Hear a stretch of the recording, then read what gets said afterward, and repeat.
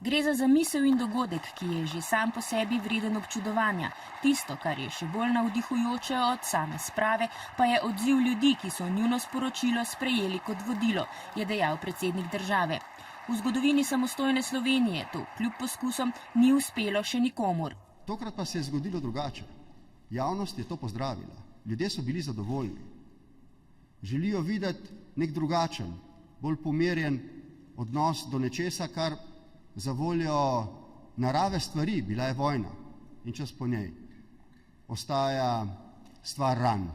Jabolko navdiha je torej še ena potrditev, da delata prav. Za naj oba lahko rečem z gospodom Krpanom to res velika čast in hkrati tudi obveza, da je to nekako prava pot, da si ljudje, pravzaprav vsi želimo ene pomiritve, da si želimo medsebojnega spoštovanja kljub naši različnosti in da je to pot, ki nas pelje lahko naprej.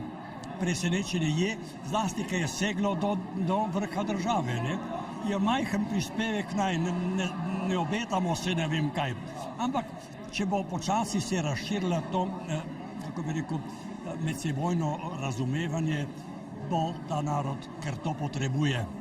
Jaz mislim še naprej v redu z vozom. Odprtost, dojemljivost, sprejemanje in razumevanje so predpogoji za uspeh. Vrednote, s katerimi je življenje oborožilo Vladimirja Krpana in patra Bogdana Knausa. Ta jih prenaša na mlade. Pater Bogdan je pa res tako odprt in sprejme vse. In kristjani smo. Kristjani moramo sprejemati vse. In to je smisel naše vere. Meni se zdi. Ključ do uspeha je predvsem v njegovem značaju, dobrohotnem, veselem in s tem, da ima izredno pozitiven pristop do vseh ljudi.